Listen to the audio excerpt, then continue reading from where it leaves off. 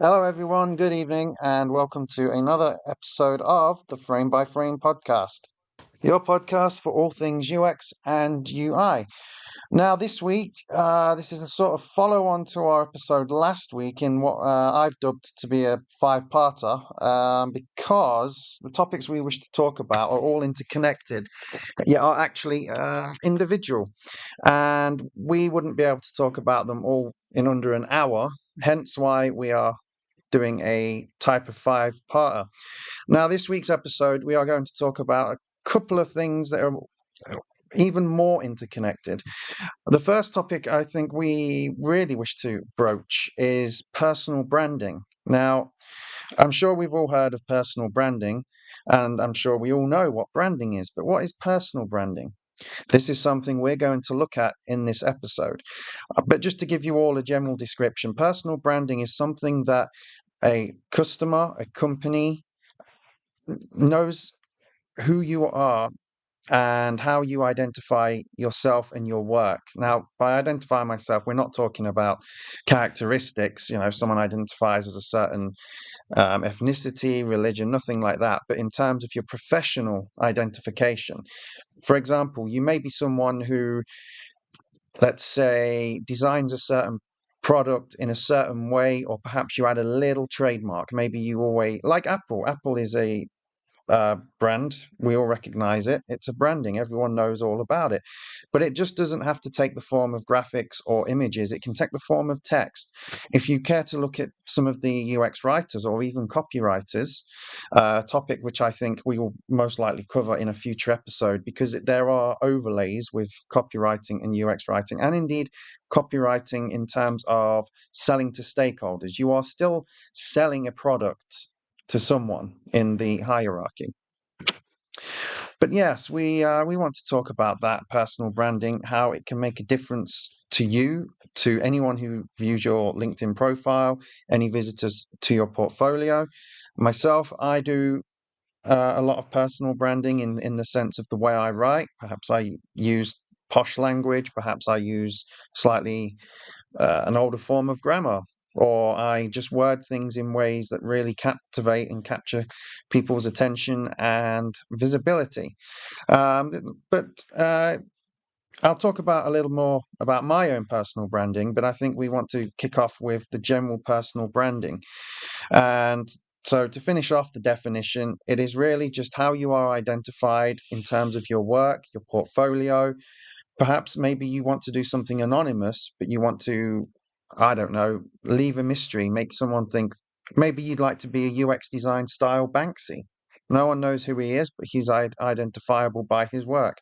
And that's what we're going to be talking about today in the sense of personal branding, amongst other things. But first, my colleagues and co hosts and I really want to broach this subject. So, Zach, Will, what do you guys think personal branding is with regards to what I've said, what people may understand? And then if you both could go into your own definition or your own application of personal branding. For me, personal branding, like if you nail it, is really in place to help other people understand who you are on the internet or in any of your materials. Now, of course, your friends and family, they know who you are, they have years of experience with you, but strangers on the internet, of course, have zero experience with you or very little. And so your branding efforts serve to help them build the picture of you that you're trying to put out there. So for me, that's like certain personality traits, um, certain likes or dislikes, and your proficiencies, what you're good at, what you're hopeful for, and what your career goals are. Uh, that's my super short version. Zach, what's your version like? Well, because I've done branding with graphic design, I I know there's a lot on people's image, which is great, but at the same time, I never really focused on like rebranding my social media stuff because I don't consider myself like a content creator. I do like Medium articles and obviously this podcast and stuff. So I don't know, maybe I should, but I've never really looked at that as important for me because the work I'm doing is what I consider like my brand. Like if you see my work, you'll know where it's coming from. So that's that's how I view it. But in a corporate fashion, yeah, you want people to see your product and have a specific feeling for it. Like you want them to be familiar with it when they see it. And if you're a newer company, it's just easier if you're recognizable because you're consistent throughout every facet of your social media and business marketing. It all plays a big role. Absolutely. Would we say that personal branding is more valid for those who are freelancing or perhaps those who are not in any jobs? I mean, obviously, if you're working for a company, and I'm sure you can detail this, Zach, if you're working for a company, then obviously your designs are going to be based on what the company wants. Of course, you apply your own knowledge, you give your own ideas, but you are confined, or maybe that's the wrong word, but you are bound to by what the company wants. I mean, that's why a professional is a professional. They get paid to do something, to realize a vision, to realize a product. But would we say that personal branding, in some ways, can be as important as it is for those who are looking for a job or those who are doing freelance that rely on a reputation? I mean, even freelance, you are technically contracted. You are working for someone or a company for a duration of how long the project is. So, would we say that personal branding takes a back seat when you're employed or doing freelance? Or is it that it's just as important, just as prominent, but it needs to be expressed in a different way? How would we surmise that in terms of I really think that depends on the direction you go or the goals you have for your career. Like I don't my goal is not to create my own agency. It's not to be a freelancer. I've done that. I I could focus more on my personal brand, but for me personally, I don't focus on myself as much as I do like what I can do. So, I mean, if I wanted to market myself, yes, that I would make that a goal, but at the moment it's like I'm not trying to market myself as a freelancer or a individual creator because yes, I'm working under a corporate identity at that point when I'm creating stuff, and that's okay for me in the moment. I know in the future, as I've gotten more years and more experience, and maybe my career path veers a little differently than I thought it would. Because at the moment, Will said that the other day. I'm definitely not a UX designer per se because I'm doing so much involving our product at the moment. For me, this is a bit of a tricky one about like how important it is for job seekers versus people who are currently working. Mostly because for me, a personal brand includes what you want to do, what you want to be working on, what your career goals are. Now, you can take a step back and just not include those things, and that's fine. You could just eliminate those from your personal brand. I prefer to go and include those things, mostly because I have in the past not used any sort of personal branding for my job search efforts. And it's always resulted in me just taking a job that I ended up not liking, primarily because I didn't brand myself. So when you don't brand yourself, you're kind of saying, like, oh, well, I can be anything you need me to be in the workplace, which works for some employers, it works for some recruiters. But I realized that that wasn't working for me because in saying I can be anything you need me to be, I ended up being a lot of things I didn't like. I worked for like a year and a half just moving things around a guy's backyard. I worked for half a year selling insurance, which was pretty miserable for me. And so for me, personal branding and putting it all out there has kind of forced me to be serious about what I actually want and need in my career and in any job. And while this may disqualify me from some roles, like my personal mission is to increase job satisfaction globally. Um, if a recruiter for a banking company sees that all over my branding, they might say, "Okay, this guy's not the right choice for us." Well, I guess I have to be okay with that because that's not the type of job I want anyway. So I guess it's all right if I'm just like already excluded from it. So for me, it's really like how Oh, targeted do you want to be with your job search efforts? Yeah, Cross. yeah, I was just going to say you raised something very interesting. I was about to say that when it comes to the personal branding, that it's very important to be genuine. Yeah, it's fine to ask for advice from other people, but as we know, as we've spoken about regarding getting advice on different topics, the more people you ask, the more conflicting it is, and you find that you end up more confused. But I think it's important that when it comes to branding, you're branding yourself, you have to be genuine. You can't necessarily be like someone else because let's say you're a job seeker and you've got your personal branding, but there's something that is just not authentic.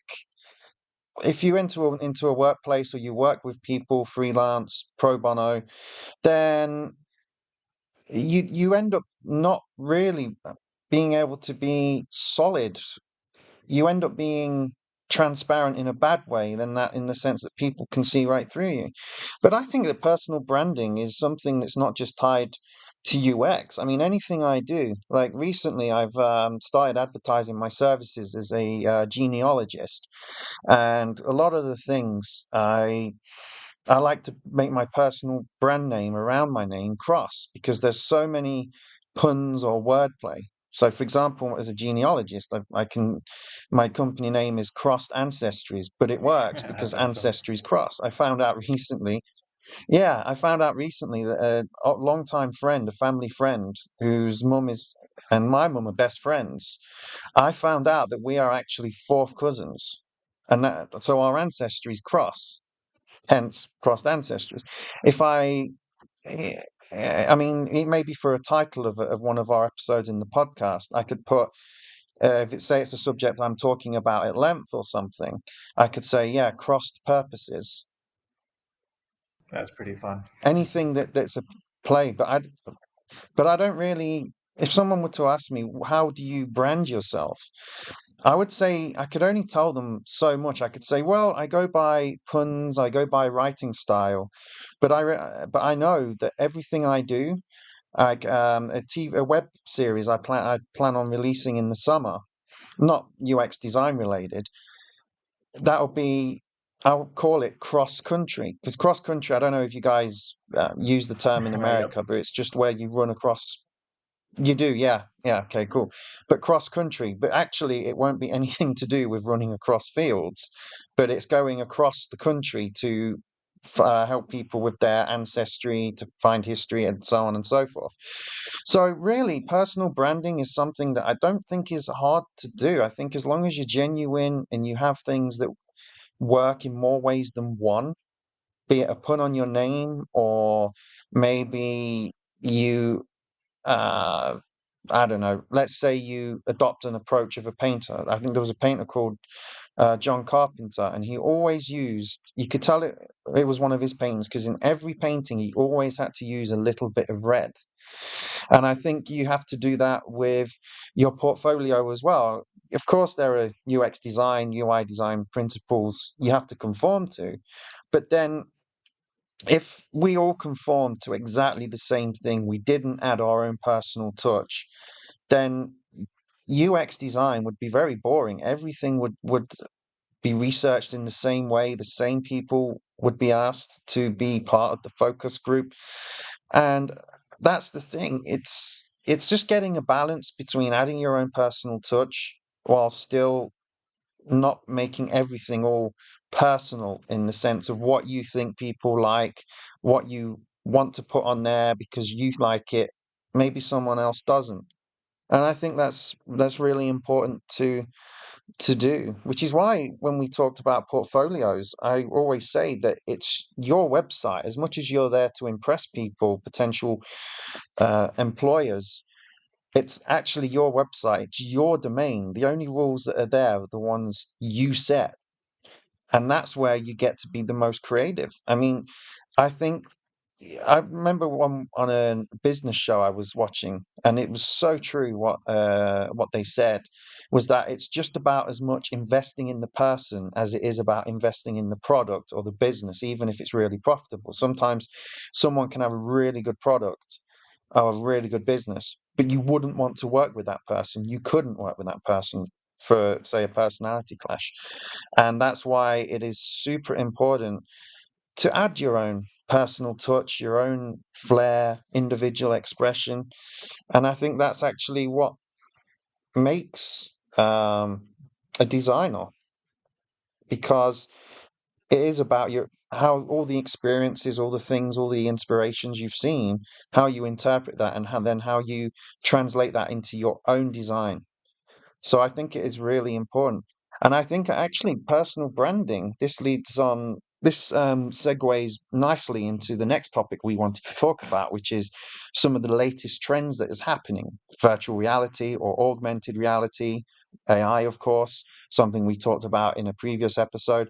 Do we think that personal branding needs to be adapted to the current UX and UI trends? Or do we think that actually latest trends that we become aware of are actually very moldable or malleable, that we can actually add our own personal touch? What do you guys think about that in terms of personal branding and the latest trends for UX and UI? For me, let's see. I know I was talking about this before we hit record. For me, this comes down to like what season of career that one is in, but that doesn't really pertain to current developments in UX or UI. But you know what? I'm gonna take a crack at it anyway. Um, I think it's easy to pivot one's brand, like easy enough, because I mean you shouldn't do it too many times in a year, and then it gets confusing for your connections. But let's say it's 1 year ago, and I'm getting into Chat GPT like really heavy, and maybe I end up liking it a lot, and I end up wanting to spend more time with it and maybe even work with it. In that case, I would rebrand my LinkedIn accordingly. I would rewrite an about section, take a new profile picture, write a new banner, write a new headline, so that everyone can start to see me in the light of the AI person to go to if they have questions. So that's how I would answer it if I were getting like really interested in a new development in the industry. If I'm not getting super interested or like obsessed with a new development in the industry, I probably wouldn't tie it into my brand too much. Yeah, I'd really only stick with a branding change if I got so involved in it that I want it to be part of my work. Yeah, I agree with you. It's actually that's really important, I think, for a UI or UX designer.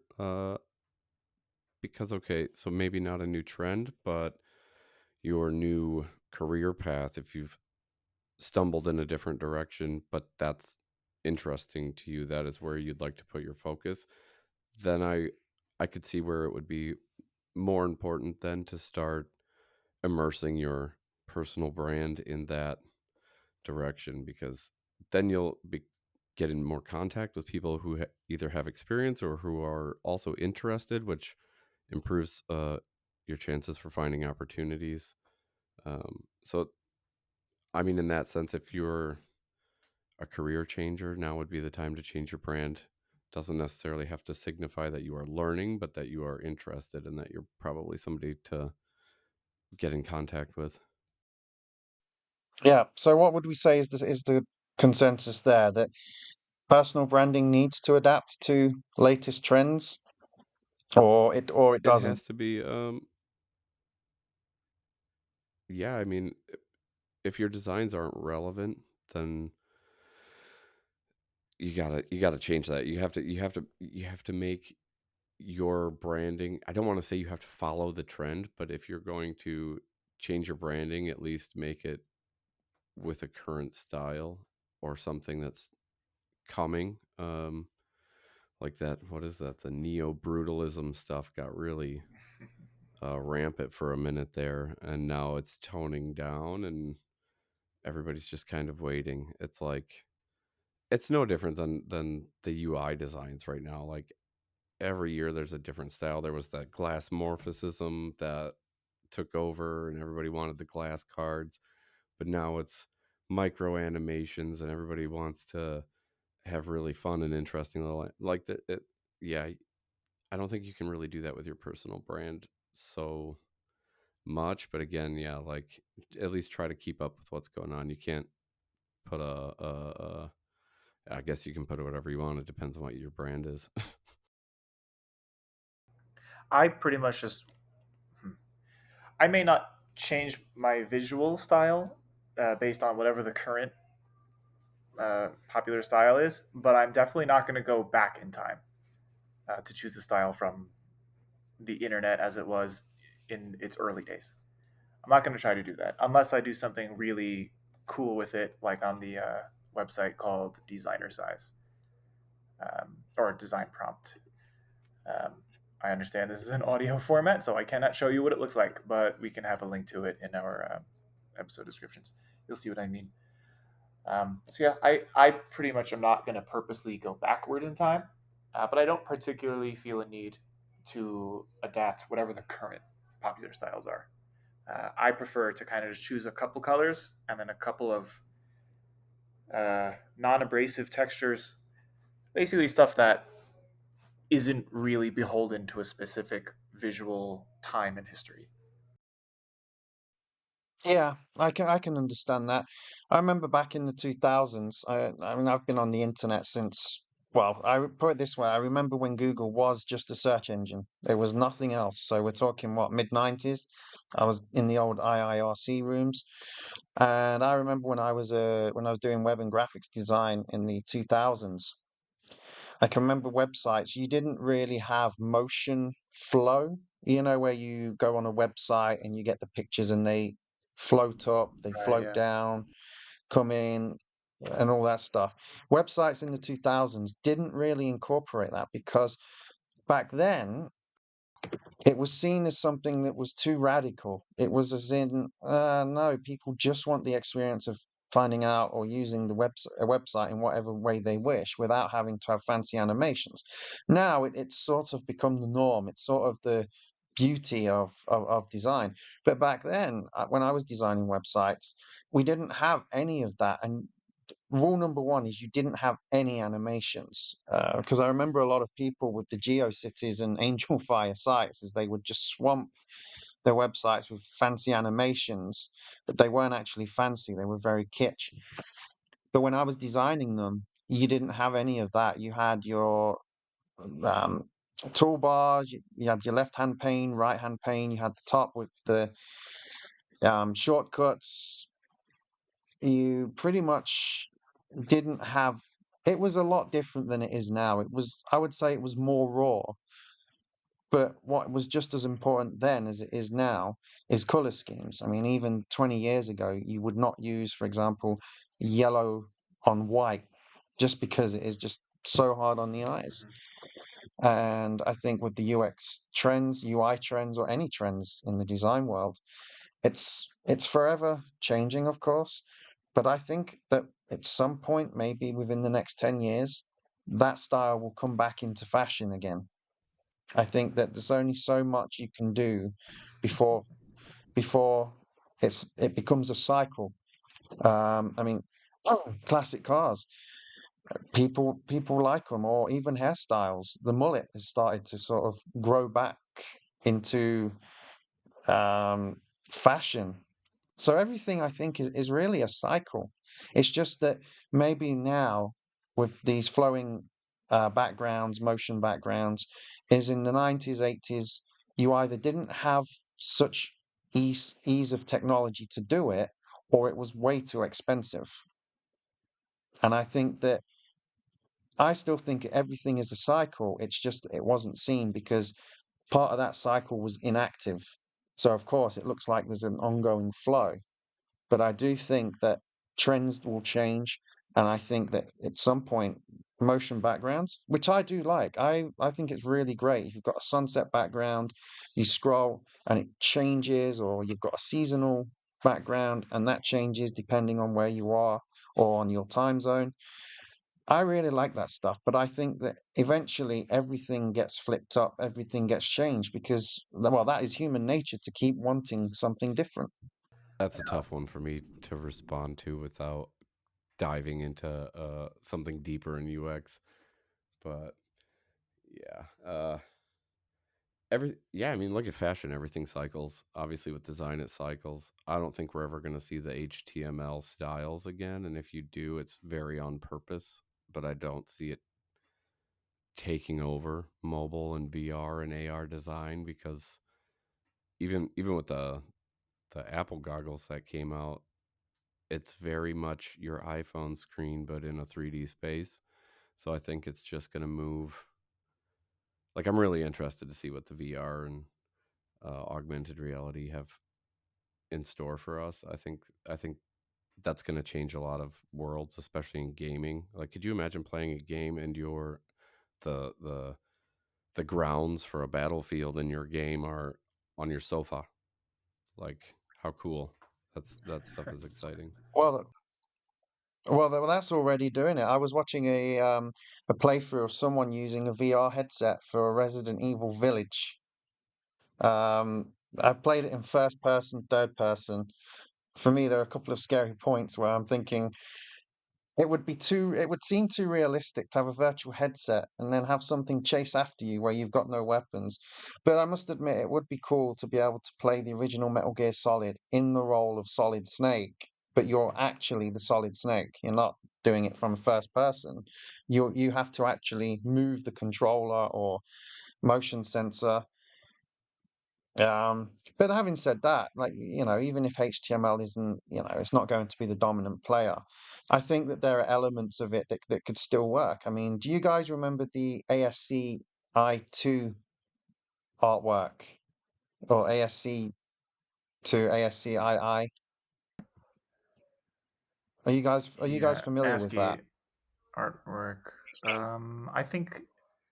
Wait, it's just those like text fields where people put in a bunch of periods or forward slashes, backslashes, and a bunch of other characters to make something cool, right? Yeah, to make a resemblance to something. So perhaps they use all these different um, full stops, commas, semicolons, fancy symbols to replicate the look of a person. And I must admit, they are pretty good. Now, it is very primitive, although I take nothing away from the people who put the time and the effort in. You have to have some creativity. But I think that it could be intentional. I think that all these older ways of doing things will always come back, maybe not in the exact form that they are known for, but in one form or another, they'll be back in a way that is modern, that is contemporary, and that is part of a trend. I think it can definitely, or stuff like that could definitely be done well if a lot of attention is paid towards making it also accessible towards a modern audience. Like things can definitely be mixed to be made appropriate for today's standards. Absolutely. Yeah, and it doesn't even have to have a function. I don't know. I think Zach, you probably would. I don't know about you. Will. You might be too young. I don't say that What's that? patronizingly, but I can remember using the old rotary telephones. Now, they're not really practical compared. You have a phone, you have even a house phone, a landline where you can dial the numbers without turning the dial.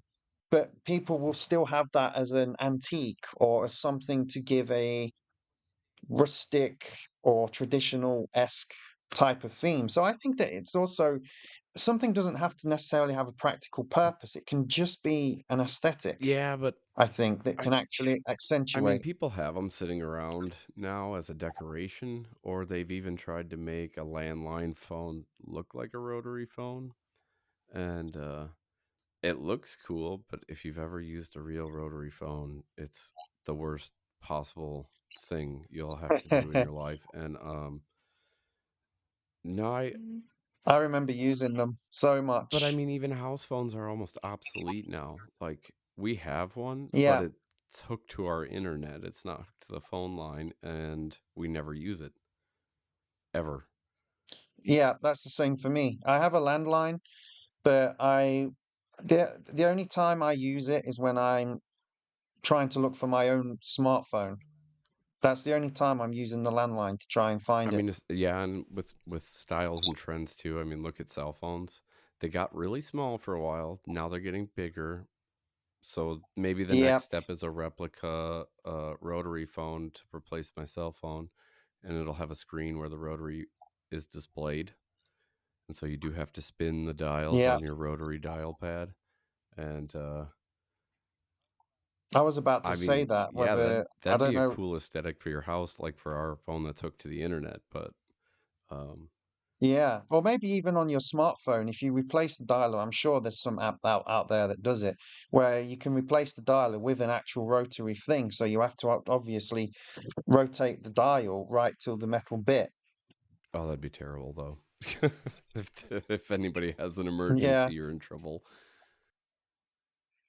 yeah. I suppose if someone says, "Oh, can you call, an ambulance or something?" and there you are having to dial, so the 110, and the thing is, zero is okay, but the one, yeah. Mind you, having said that though, I'm glad I have the experience of using a rotary telephone, to be honest. It's just one of those things where I can say, I was there. Or cassette tapes, or the first iPad. Oh, I never used the phone. To be Or honest, not I've not never iPad, used, sorry, apart I from a meant Macintosh one. the iPod. The thing was it looked like a brick. It was so heavy.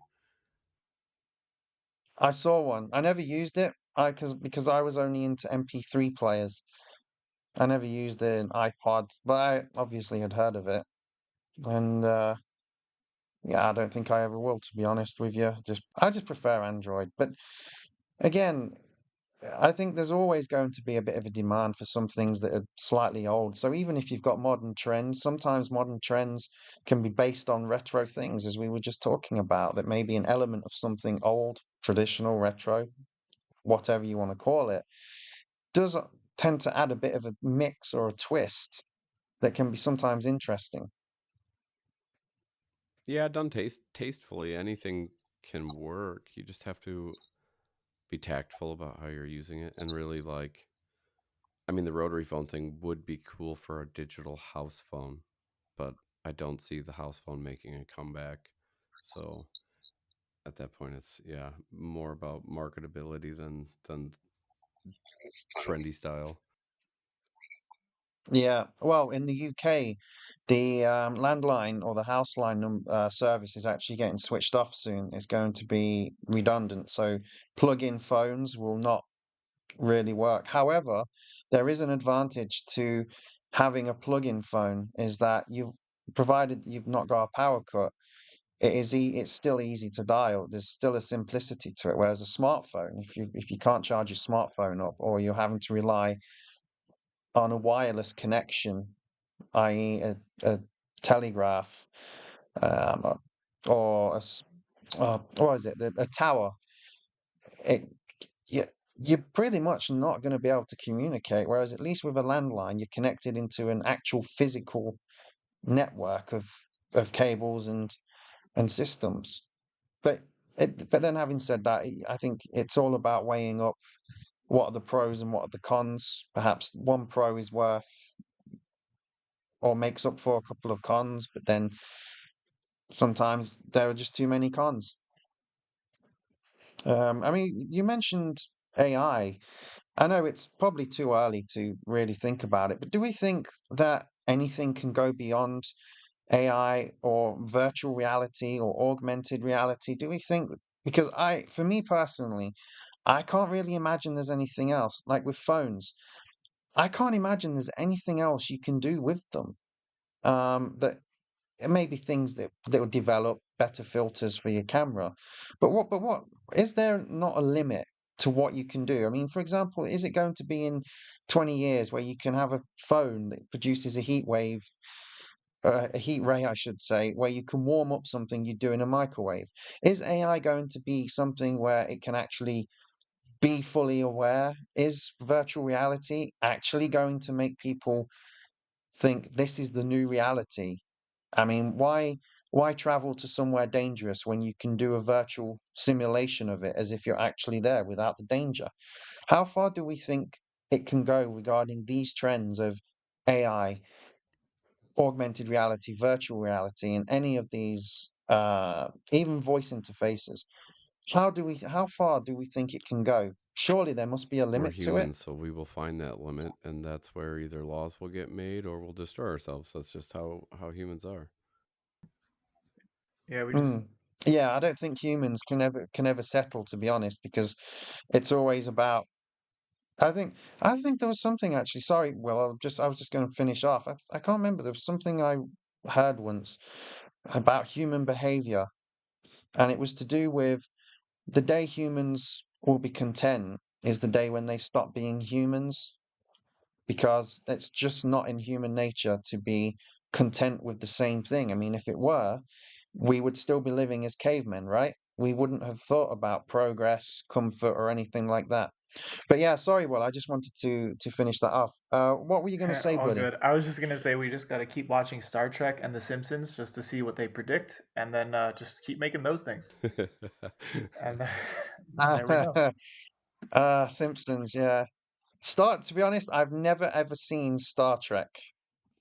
I'm sure What? I'm going to lose Not some dude, popularity. you It were never, you it were never in. aware in the 90s, so you should know what Star Trek is. No, I know. I never said I didn't know what Star Trek was. I just said I never watched it. Yeah, it's the same thing. If I, you've never watched it, you don't know what it is. well, well, I know there's a guy. There's a half human, half alien species guy called Worf and Picard, and there's a massive mothership. I actually preferred MASH. I I know that loved much. MASH. I used to watch all the MASH reruns. Who- Who's You don't Mash? know MASH? Oh man, you're gonna spend some time on Google or YouTube. It's Is that the thing that's M.A.S.H, that Mash or yeah, something? it's like the military hospital, but it's like a Vietnam based military hospital. That's Oh, come on! This was from the 70s to 83, man. There's no way, and it was only in America. There's no way I would have I heard of thought this. everybody knew what MASH was. Oh man, it's I so was good. born in 1997, and I've seen one episode of MASH. Oh man, Yeah, but you're in America, That's Will. true. The only thing we had from that era that made it to the UK, and I loved the show, was Airwolf. I don't even know what that is. I know what Knight Rider is. I have no idea what Airwolf is. Or is that the Michael J. Fox You thing? don't know. You don't know what Airwolf is. You must do if you. Yeah, I bet you'd recognize the theme. It's so memorable. No, I'm gonna Google this now. Hold on. It was brilliant. It was a really advanced attack combat gunship that went on missions. I'll tell you a bit of trivia, actually. I know we're getting off. Well, it's still relevant because it's about technology. But actually, the helicopter they used was actually used, I think, over here in Germany, but it crashed in the Alps or some other mountains here in Europe, Oh actually. my god, But it was I do really know good. this show. I was going to say that you absolutely do know this show. I didn't have any doubt. One thing that's cool about MASH and Airwolf and Star Trek is that you could use any of them to start making your personal brand. I Well, provided you don't breach the copyright. I mean, absolutely. I can just imagine that. Hey, I'm designing an app called Mash. It's about this thing. Oh, I take all the credit for it, and the next thing you know, you've got a lawsuit on your hands. So when it comes to that stuff, you could really take like any color, any texture, any environment you like, and you can start building your brand off of that. In fact, when I started mine, I built mine off of just a logo because I wanted a favicon for my website, and then that ended up getting me the colors that I was interested in, and then the font I was interested in, and then I just used that in everything. So when creating one, you don't have to start with the same thing every time. I will tell the people who I'm mentoring, like, hey, what's your favorite color? Tell me that first. And then tell me where you like to see it, whether it's in nature, in art, in food, clothing, etc. And then we'll choose like any sort of decorations or textures based off of that answer to make their visual style. And then from there, I always ask them like, "Hey, what are the three things your friends would describe you as, or what are the three things you want to be remembered as?" And then just write your text style with those three things in mind. And then that's how my people build their first brand. But you could choose to build it off of something like Airwolf first or Star Trek. I'm gonna use Zelda. I've been playing too much That's Zelda in cool. my spare time. Yeah, I would probably like to use some Resident Evil stuff, but it wouldn't be inclusive because of the younger audience. Yeah, I think when it comes to trends as well, I've kind of thought about instead of asking what someone's favorite color is, I've sort of thought about what if I ask someone what their favorite ice cream flavor Ooh, that's is? a good one too. Superman bubblegum. Yeah, raspberry ripple, chocolate mint, pistachio, strawberry, vanilla, all sorts. Because I think that you get the colors, but you also get the taste. I mean, I'm quite a fan of raspberry ripple. So if someone was to say to me, I like raspberry ripple, I would think, well, okay, they've got basic vanilla and they like a slight twist, a little bit of a different taste that complements the main flavor, which in this case vanilla. You've got raspberry and vanilla, but there's a sort of very creative spin. Whereas someone who might like uh, mint chocolate chip, probably someone who likes to blend two elements that from first glance you wouldn't think go together, but actually really do. And I think it's actually a good way to kind of deduce or even set a trend. I mean, if you take an ice cream flavor and it's got multiple colors like Neapolitan, red, yellow, and brown, you could quite easily come up with a color scheme associated with that to portray different things.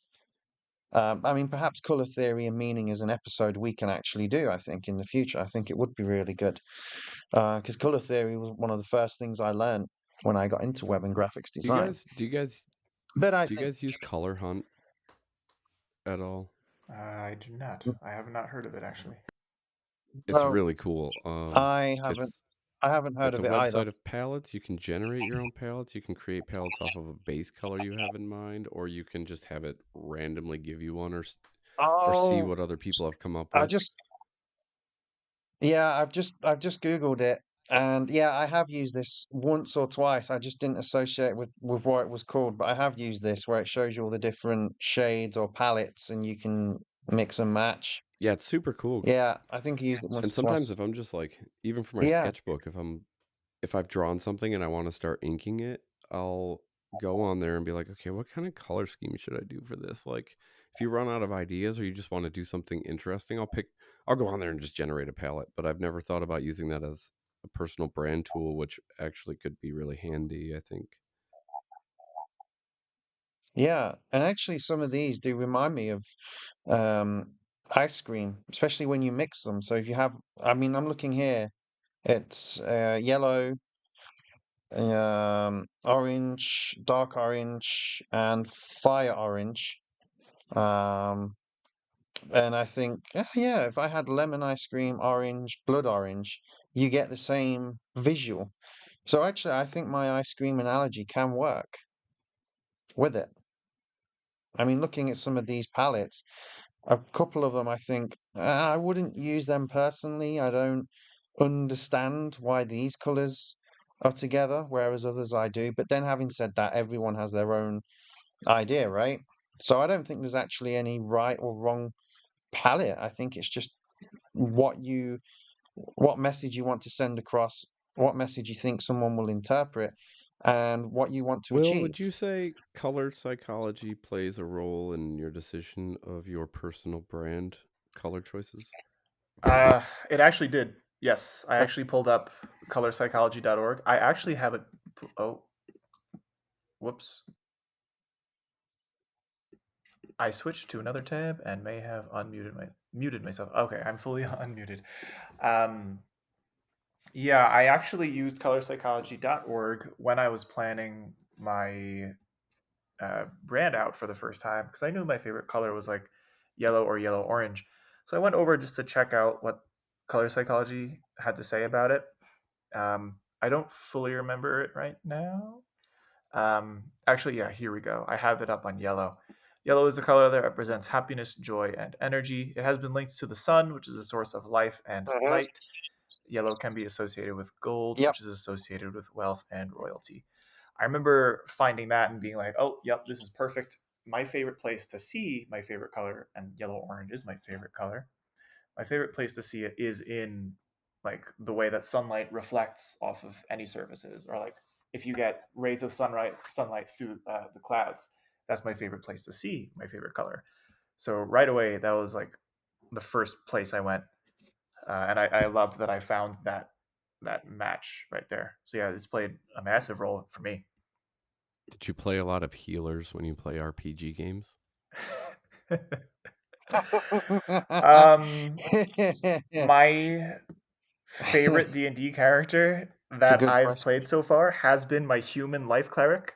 Uh, Oh yeah. All right. and then in Overwatch, the most gameplay I have is on Lucio, and then my second highest gameplay time is on Mercy. So yes, that's bizarre.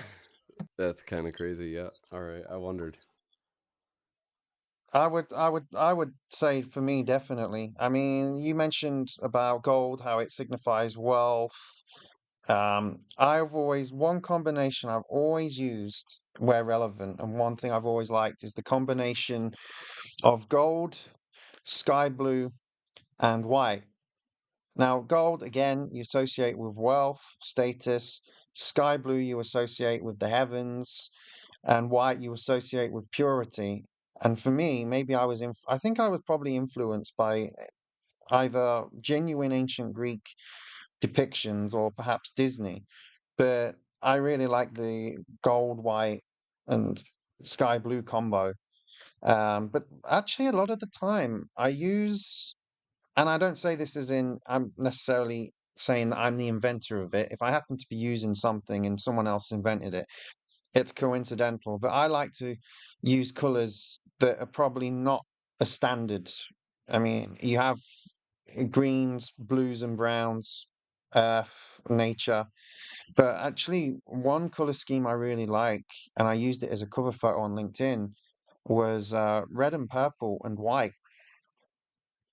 I really like that kind of color scheme. So yeah, color psychology for me, it does play a big part in my decisions. I think it has to. Otherwise, we would just pick out colors at random without any meaning. You know, you might pick out a yellow. What else? You might pick out yellow and black, which can go well, but then you throw in a green. And I think if I saw a palette that was yellow, green, black, and then maybe an ochre color, I wouldn't really get the message. I don't know how I would interpret that psychology wise. So I think it does and even subconsciously, I think it does play a big part in a designer's toolkit and mentality. Yeah, I think it's really good to think about, but I think it also says more about a person than what they think it does. Like I don't know if you thought about that, Will, when you said that your color was yellow. Well, I did do this research to when I was creating my personal brand. So on some level, yeah, but uh, I didn't realize that you could be a fortune teller and just figure that out. I don't know if other people have that ability too, but hey, if my brand is helping other people realize that, then it's working. No, it's good. I wouldn't even call it like fortune telling. It's like if you have an idea of color psychology or even yeah, like how colors are supposed to make people feel, even if you don't know specific color psychology, um, you don't have to be a fortune teller. But if you talk to somebody and I've talked with you enough now, and now we're discussing your color choices. It's you can put two and two together really quick. But I think that's subconsciously, I feel like it's good to be selective about your colors as far as like if you like that color, it's your favorite color, use it, because it might tell more about you than you know without you having to explain anything. Well, then I'm glad I tell people to do that when I'm helping them with after boot camp for the first time. Yeah, see, you're a helper though. I think that's the healer point. Like that was what I was trying to get at. Given, Is like fair. you want to be you want to reach out, you want to help people, you want to help career changers, and I think it plays into that color really well. And so yeah, I think it's very important. People should think a little bit about their color, and if not, that's okay. But I don't know if yours was subconscious or if you were really deliberate about it, but it works. Like it works for what you're going for. Awesome. Happy to notice that. Yeah, it is. It is interesting. Perhaps you can gauge a designer's personality with that. I mean, for me, I think based on my clothes, based on, although with the exception being shoes, I hate white shoes just because they get dirty. But I actually like uh, white a lot, and the psychology behind that, I think, is because it's a blank slate, but it's also something that is like the origin. Because I'm very much someone who loves things to do with the past. I think people who know me know that I'm not someone who is modern. I know more about my grandparents' era than I do my own. But like my website, my portfolio, it is white. There are dark colors, black, uh, midnight blue. But for me, I keep things white. And also, you can do you can get away with having accents because white, like with black, it goes with anything. You can have white and yellow, white and red, white and orange, white and green, white and blue, white and indigo. And I think you don't have to worry about something being misunderstood or misinterpreted because I think everyone, even non-designers, has some idea of subconsciously basic psychology. I mean, I think if you ask anyone on the street, you ask them what do you think is associated with the color blue? They will invariably say the sky, the sea. If you say what do you associate with green and brown? The earth, trees, nature.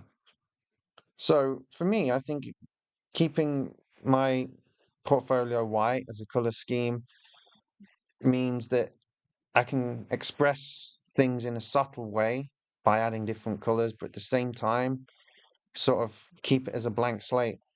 No, white's classic. White's a So classic color. It's a good choice because it's yeah, clean. Like it's super clean. So although some people argue that white isn't a color, but personally, I think it is a color. Black is a color, just because it's one devoid of color, one's got too much color that it becomes black. That's why if you mix loads of colors together, you get black.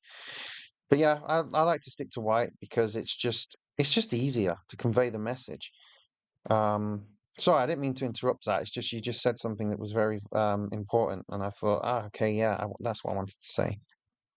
So what about you, Zach? What is your main color? surprisingly enough, I would always choose like an olive green or an orange. Why? Why? Because Interesting. I don't know. I've been drawn to those two colors like my whole life. That's everything like my backpack is olive green. All my notebooks and sketchbooks are olive green or orange. My watch wristband is bright orange. Even my like running shorts are like this wine red with orange on them. Um, yeah, I don't. My wallet's olive green. I don't know. I gravitate to those colors. Like I don't even have a reason for why. I just have always liked them, and yeah, I never really thought about it before. To me, that's just normal. Like since I was a teenager, everything. My phone case is olive green. I just realized that. Sorry. Hmm. Yeah, it is interesting though, whether sometimes I think if one really reflects, where the origins come from. But actually, I think it would be really valuable for people out there listening to do an episode on color psychology and the meanings, not in a bookish way or just quoting something simple, but actually looking at it in depth and thinking exactly how colors can actually mixing colors can actually have a different meaning. I think that is something we should definitely do in a future episode. But as for this episode, everyone who is listening out there, we hope that this has also been informative, and we hope that it gets you thinking. Perhaps maybe you wish to develop more on your portfolio, or maybe you want to advertise your services in a different way. We hope that you've got some insight into personal branding, or those who already have. Perhaps you will want to rethink to better your prospects, or even just for your own self-development. It's not about just impressing a recruiter or a company, but I think it's also important to impress yourself, because it's very easy to get swamped with advice. But I think sometimes some of your success as a designer and creative successes are actually down to you. So always make sure to, or at least occasionally, make sure to impress yourself with your own personal branding. And of course, always keep up to date with the latest trends, because even if you don't agree with them, you still have to be aware of them. And you also have to know the psychology behind it, which is something that is very prominent in UX and indeed UI design, which is why this can cater for any UX UI designer, any budding UX UI designer, or someone who's even thinking, as we always say. Before we do wrap up, though, we do want to inform everyone that we do have an official LinkedIn page. That's a page now that enables us to be able to post our thoughts collectively on a topic. It enables easier engagement. Maybe you just don't have the habit of emailing. I'm the same way sometimes. So by all means, contact us via the page. And the page is the Frame by Frame, the UX UI podcast.